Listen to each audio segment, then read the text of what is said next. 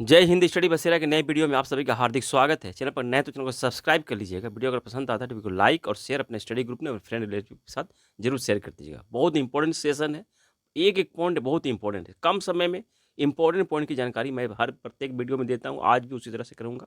चलिए स्टार्ट करते हैं। 5 राज्यों के नए राज्यपाल भी बदले गए हैं, तो उसके बारे में पढ़ेंगे। तो सबसे पहले 1-2 प्रश्न पढ़ लेते हैं, उसके बाद मैं राज्यपाल का लिस्ट सबसे पहले प्रोवाइड करूँगा। सबसे पहले ये राज्यपाल वाली जो वीडियो मिलेगी, कहीं आपको किसी भी चैनल पर आज नहीं मिलेगी। चलिए पहले है बी रामा सुब्रमण्यन। ये कौन है? राष्ट्रीय मानव अधिकार आयोग के अध्यक्ष बनाए गए, नए अध्यक्ष नियुक्ति हुई है कि राष्ट्रीय मानव अधिकार आयोग के अध्यक्ष चंद्रचूड़ पूर्व सुप्रीम कोर्ट के न्यायाधीश थे, उनको बनाने की चर्चा जोरों पर थी, तो अभी बनाए गए, इसलिए यहां से प्रश्न बन सकते हैं। बी रामा सुब्रमण्यन ये राष्ट्रीय मानव अधिकार आयोग के अध्यक्ष बनाए गए हैं। नियुक्ति कौन करती है? तो राष्ट्रपति जी द्वारा इनकी नियुक्ति करती है। राष्ट्रीय मानव अधिकार आयोग के अध्यक्ष जो होते हैं पूर्व जस्टिस, पूर्व न्यायाधीश ही होते हैं, ये पॉइंट ध्यान रखिएगा। राष्ट्रीय मानव अधिकार आयोग की जब गठन हुआ था 12 अक्टूबर 1993 हुआ था, 1993 में इसका गठन हुआ था। राष्ट्रीय मानव अधिकार दिवस कब हम लोग मनाते हैं? तो 10 दिसंबर को राष्ट्रीय मानव अधिकार दिवस मनाते हैं। अब बात करें हम लोग कि राष्ट्रीय मानवाधिकार आयोग के अध्यक्ष का कार्यकाल कितने वर्ष का होता है? तो ये 3 वर्ष का कार्यकाल होता है, 3 वर्ष का कार्यकाल, या फिर उनकी उम्र 70 वर्ष होती है अगर, तो वो रिटायर कर जाते हैं। इनमें से जो पहले हो जाता है वो मान्य होता है। यदि उनकी उम्र 70 वर्ष पहले हो गई, 3 वर्ष कार्यकाल पूरा करने के पहले ही उनकी उम्र 70 वर्ष पहुंच गई है, तो वो रिटायर हो जाएंगे। हम लोगों ने पढ़ा था वर्ड ऑफ द ईयर 2024 सभी डिक्शनरी द्वारा घोषित किया गया था। तो उसी तरह से नया एक वर्ड और एक आया है, नया वर्ड है एंस्टिफिकेशन। एंस्टिफिकेशन जो कि ऑस्ट्रेलिया की डिक्शनरी है, मैकॉरी डिक्शनरी, इसके द्वारा वर्ड ऑफ द ईयर 2024 घोषित किया गया है। तो एंस्टिफिकेशन का अर्थ क्या होता है? तो इसका अर्थ होता है डिजिटल प्लेटफॉर्म की गुणवत्ता में गिरावट। डिजिटल प्लेटफॉर्म की गुणवत्ता में गिरावट इसका अर्थ होता है। बाकी कंप्लीट भी है, बाकी जो एक्स्ट्रा है वो सब भी हम लोगों ने पढ़ चुका है। ऑक्सफोर्ड द्वारा किसको घोषित किया गया है? डिक्शनरी.com द्वारा।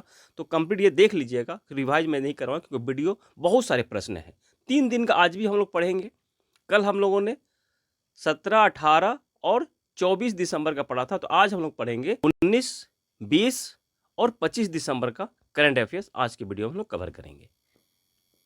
राष्ट्रीय किसान दिवस मनाया जाता है 23 दिसंबर को प्रत्येक वर्ष। 23 दिसंबर को प्रत्येक वर्ष राष्ट्रीय किसान दिवस मनाया जाता है। किनकी जयंती है? तो पूर्व प्रधानमंत्री चौधरी चरण सिंह की जयंती है। चौधरी चरण सिंह प्रधानमंत्री कब से कब तक थे? तो 1979 से 1980 तक थे, ये भारत के प्रधानमंत्री थे। तो ये इनके जयंती के अवसर पर राष्ट्रीय किसान दिवस मनाया जाता है। इनको भारत रत्न 2024 में भारत रत्न प्रदान किया गया है, ये पॉइंट पे ध्यान रखिएगा। 2024 में इनको भारत रत्न प्रदान किया गया है। इनकी उपाधि कौन सी मिली हुई है? इनको किस उपाधि से नवाजा गया है? तो चैंपियंस ऑफ इंडियाज पीजेंट्स, इनको ये उपाधि प्रदान की गई है। तो इस पॉइंट को भी ध्यान, किनको ये उपाधि दी गई है? चौधरी चरण सिंह जी को। अब हम लोग 5 जो नए राज्यपाल बने हैं उसका लिस्ट देख लेते हैं एक बार, और बाकी जो राज्यपाल है उसका भी रिवीजन करेंगे। तो 5 जो नए राज्यपाल बने हैं उनमें से है मिजोरम के नए राज्यपाल जनरल बीके सिंह बन गए हैं। जनरल बीके सिंह यानी कि विजय कुमार सिंह बनाए गए, ये पूर्व सेना प्रमुख थे, मिजोरम के राज्यपाल बनाए गए हैं। राजेंद्र अर्लेकर केरल के राज्यपाल बनाए गए हैं, जो कि बिहार के राज्यपाल थे, और इनको केरल भेज दिया गया है। आरिफ मोहम्मद खान बिहार के राज्यपाल थे। आरिफ मोहम्मद खान इसके पहले केरल के राज्यपाल थे, यानी केरल और बिहार में क्या हुआ है? इंटरचेंज हुआ है। अजय कुमार भल्ला मणिपुर के राज्यपाल बनाए गए। जलता धड़कता भड़कता मणिपुर के राज्यपाल अजय कुमार भल्ला को बनाए गए हैं। और अजय कुमार भल्ला पूर्व केंद्रीय सचिव हैं, पूर्व केंद्रीय गृह सचिव हैं अजय कुमार भल्ला। और उड़ीसा के नए राज्यपाल हरि बाबू खम्बमपति को बनाया गया है। ये पहले मिजोरम के राज्यपाल थे। हरि बाबू खम्बमपति मिजोरम के राज्यपाल थे। तो मणिपुर के राज्यपाल जो बनाए गए अजय कुमार भल्ला, तो मणिपुर के राज्यपाल पहले कौन थे? लक्ष्मण प्रसाद आचार्य को इनका अतिरिक्त प्रभार मिला हुआ था, तब यहाँ से इसे हम लोग हटा देते हैं। तो लक्ष्मण प्रसाद आचार्य असम के राज्यपाल हैं। CH विजयशंकर मेघालय के कैलाशनाथन पुदुचेरी के उपराज्यपाल हैं। उड़ीसा के राज्यपाल कौन थे? इसके पहले उड़ीसा के राज्यपाल कौन थे? तो रघुवर दास थे। उन्होंने इस्तीफा दिया, उसके बाद हरिभाऊ खम्बमपति को उड़ीसा का राज्यपाल बनाया गया है। इस बार इसे भी देख लेते हैं। हरिभाऊ किशन राव वागड़े राजस्थान के राज्यपाल, संतोष गंगवार झारखंड के राज्यपाल, गुलाब चंद कटारिया पंजाब और चंडीगढ़ के प्रशासक, रमन डेका छत्तीसगढ़ के राज्यपाल, सीपी राधाकृष्णन महाराष्ट्र के, जिष्णु देव वर्मा तेलंगाना के राज्यपाल, ओम प्रकाश माथुर सिक्किम के राज्यपाल। चलिए नेक्स्ट है क्रिस्टून फ्रास्टा टोडीर डोटीर। क्रिस्टून फ्रास्टा टोडीर ये आइसलैंड की प्रधानमंत्री बनी है। 36 वर्ष इनकी एज है। आइसलैंड की सबसे युवा प्रधानमंत्री बनी है। महिला है ये महिला है, ये भी ध्यान रखिएगा, फीमेल है। तो आइसलैंड की राजधानी क्या है? तो रेकजेविक है, और यहाँ की करेंसी आइसलैंडिक क्रोना है। तो आज मैं जो प्रधानमंत्री और राष्ट्रपति की जो लिस्ट है वो प्रोवाइड नहीं कर रहा हूँ, अगर दे भी देता हूँ कोई। 2024 में नए प्रधानमंत्री और राष्ट्रपति की कंप्लीट लिस्ट है, इसे आप लोग रिवाइज कर लीजिएगा। मैं रिवाइज नहीं करूँ क्योंकि वीडियो बड़ी हो जाएगी। आ रही बात समझ में? तो यहाँ आप लोग देख लीजिएगा, कंप्लीट लिस्ट है ये। जीएसटी काउंसिल की 55वीं बैठक जैसलमेर राजस्थान में की गई है। किसकी अध्यक्षता में? वित्त मंत्री निर्मला सीतारमण की अध्यक्षता में इसका आयोजन किया गया। जीएसटी का फुल फॉर्म क्या होता है? गुड्स एंड सर्विस टैक्स होता है। तो एक बार जीएसटी के बारे में इंपॉर्टेंट प्रश्न जो बन सकते हैं वो हम लोग देख लें। कंप्लीट लिस्ट है, ये देख लीजिए। जीएसटी का full form goods and service tax. Bharat में जीएसटी लागू कब की गई थी? 1 जुलाई 2017 में लागू की गई थी। विजय केलकर समिति के सुझाव पर लागू की गई थी। तो जीएसटी लागू करने वाला पहला राज्य कौन सा बना था? असम बना था। पहला देश कौन सा है? तो फ्रांस है। जीएसटी प्रारूप समिति के अध्यक्ष कौन थे? असीम दासगुप्ता थे। भारत का जीएसटी कनाडा के मॉडल पर आधारित, इस पॉइंट को भी ध्यान रखना है। और जीएसटी में कितने स्लैब है? तो 5 स्लैब है। कौन कौन से स्लैब है? इस पॉइंट को भी ध्यान रखना। 0%, 5%, 12%, 18% और 28% ये जीएसटी के स्लैब है। जीएसटी की जो पंजीकरण संख्या, रजिस्ट्रेशन नंबर होता है, कितने अंक का होता है? तो 15 अंकों का होता है। संविधान संशोधन विधेयक कौन सा लाया गया था जीएसटी के लिए? कौन सा संविधान संशोधन विधेयक कौन सा लाया गया था?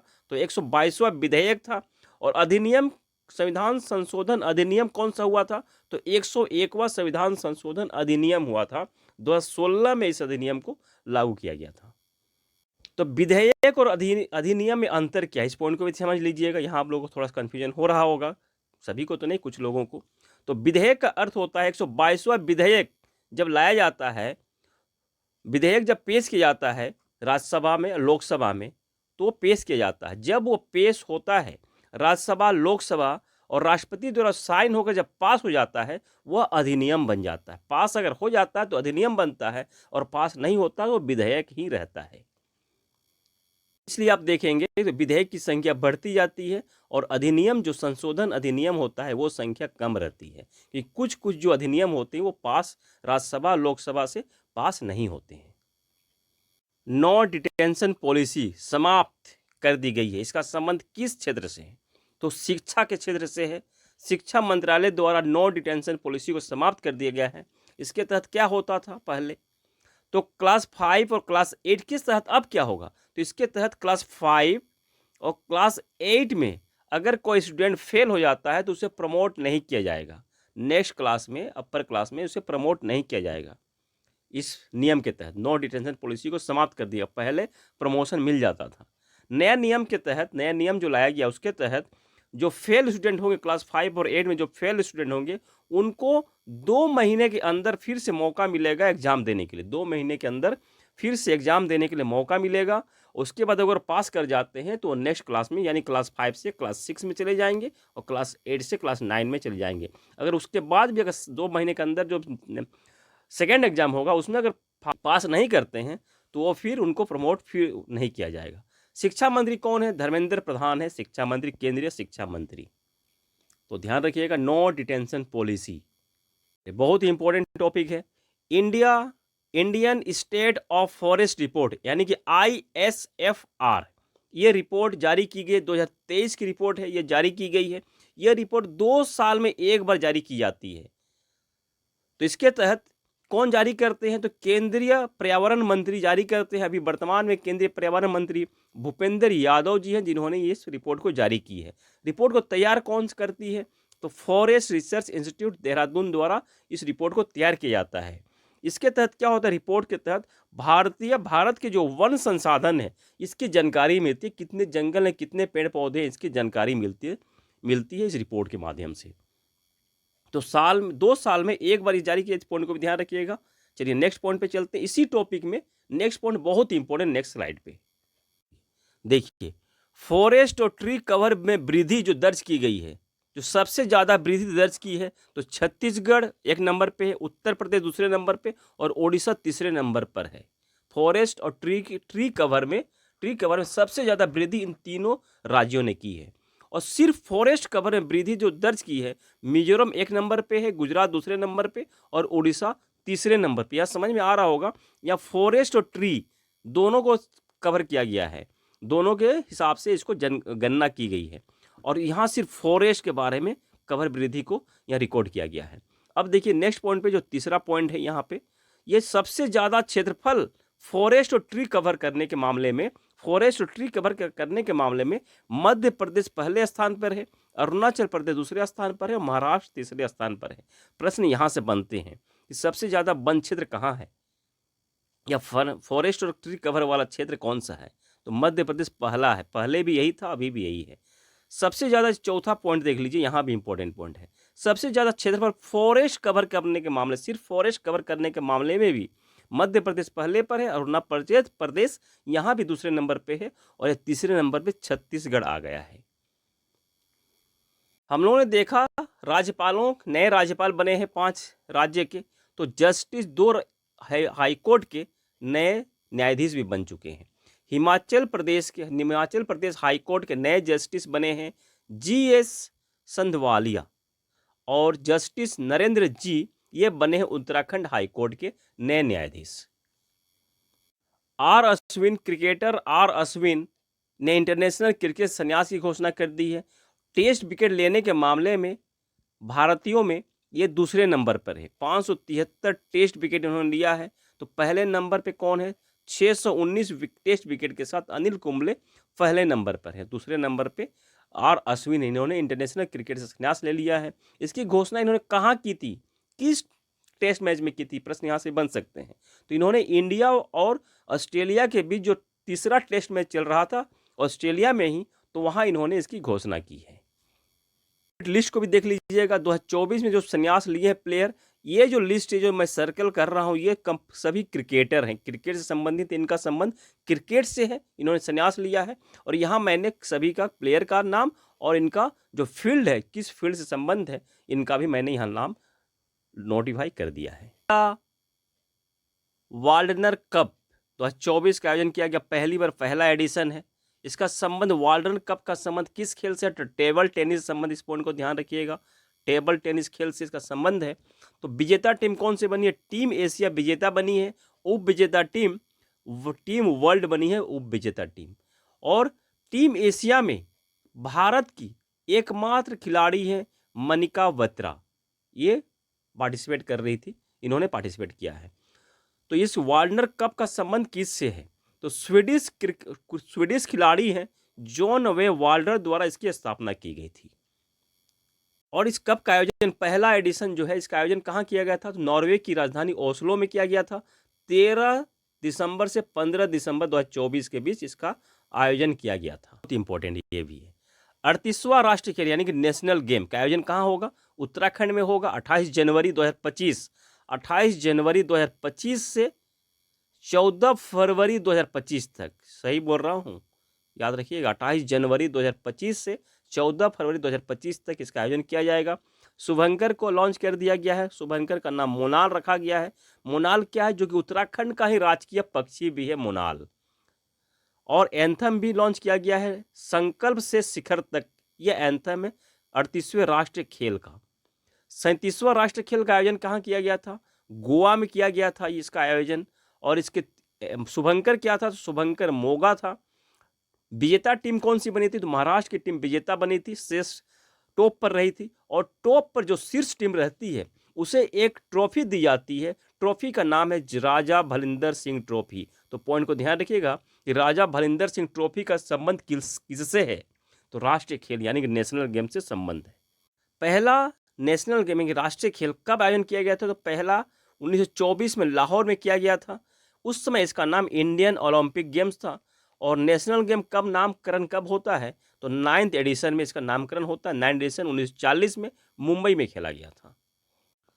स्वॉर्ड ऑफ ऑनर यह पुरस्कार किसको दिया गया है? तो श्री राम मंदिर प्रोजेक्ट को दिया गया है। किसके द्वारा दिया गया है? ब्रिटिश सेफ्टी काउंसिल द्वारा यह पुरस्कार प्रदान किया गया है कि श्री राम मंदिर के निर्माण में सेफ्टी के जो मेजर्स हैं सभी मेजर्स को अच्छी तरह से पूरा किया गया था, फुलफिल किया गया था। इसी के तहत ब्रिटिश सेफ्टी काउंसिल ने श्री राम मंदिर प्रोजेक्ट को यह पुरस्कार दिया है।